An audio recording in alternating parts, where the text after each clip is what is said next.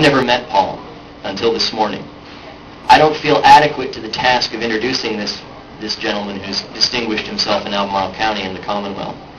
I would ask that Bernie Greer come up here and perform this introduction for me. Thank you, Chris. I'm glad to get a chance to do this today, and for those of you who have been in the unit since before 1997, I'm going to ask you to bear with me just a little bit. I really want to address part of what I have to say today to those folks who are latecomers, maybe haven't had a chance to meet him and know about him. And I'm not going to recite a litany of accomplishments, read off of a resume, that type of thing. I want to talk about leadership. I want to talk about character. I want to talk about impact. Spring of 97, I was kind of excited. I was going to get a chance, I thought in the fall, to vote for a friend of mine. Paul Wright was running for the Republican nomination. I'd been in the JCs with Paul Wright. And comes a Saturday morning, my wife says, "Do you know anything about this fellow Paul Harris?" I said, "Well, no."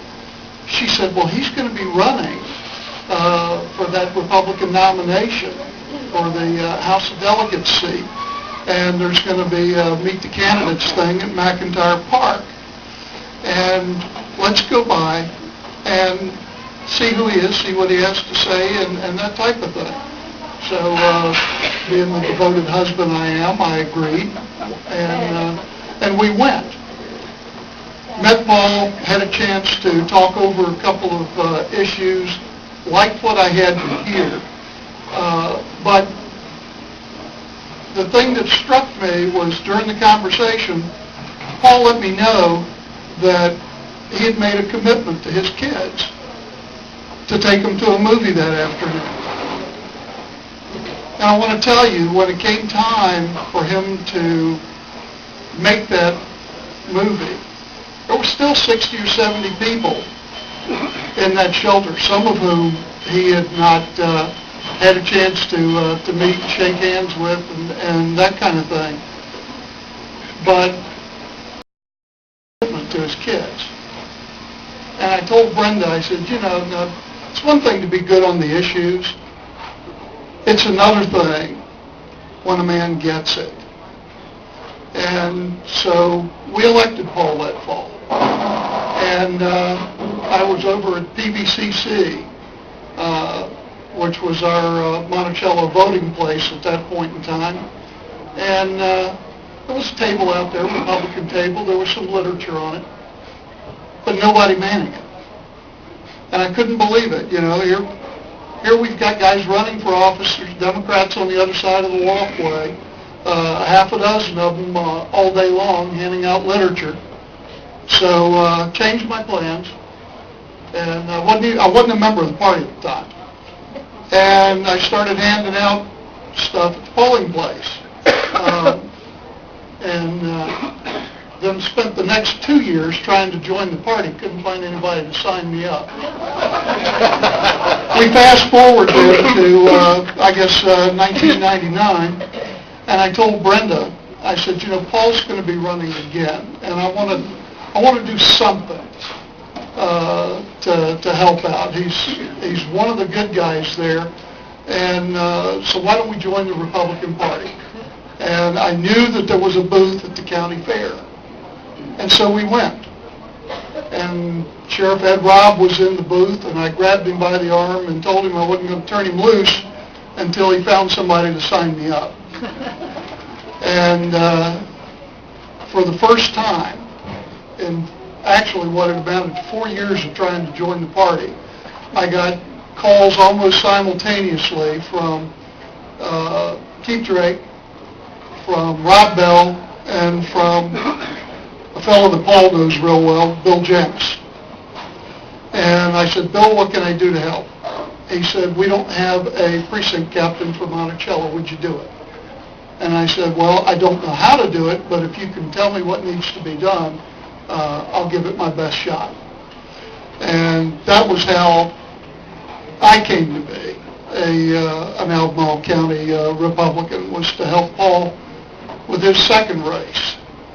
And then you fast forward again to the spring of 2001, and there was a meeting over in Java, and Paul was there to announce that he wasn't going to be our delegate next time around, that John Ashcroft and President Bush were extending an offer to him to join the Justice Department as Deputy Assistant Attorney General for Torts. And correct me if I'm wrong, Paul, but 125 career lawyers roughly in that group? 178. And at an event where I had a chance to talk with him after that, we talked. Here he got the call, and he went up there to serve, but he wasn't exactly sure, how it was going to be working out with him being a relatively young lawyer, being an authority over all these older career lawyers. And that's when the call to serve became a calling, because what he wound up doing was becoming the U.S. government's representative in dealing with the families of the 9/11 tragedy. And so now we fast forward to today, and once again the call of family has caused Paul to postpone some thoughts about running for Attorney General. But every step along the way, it's always been making the right decision for the right reasons, for the good of his family, when the opportunity was there, for the good of the Commonwealth, for the good of the nation. And I just want to ask you to extend a very warm Albemarle welcome home to the Honorable Paul C. Harris.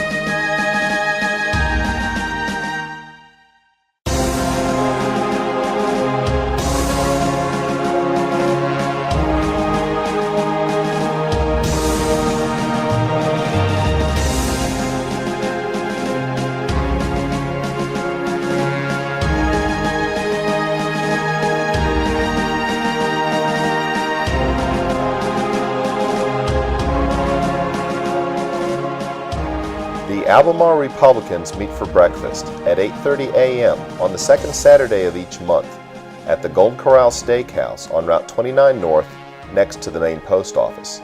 Join us for breakfast or visit us at www.albemarlegop.org.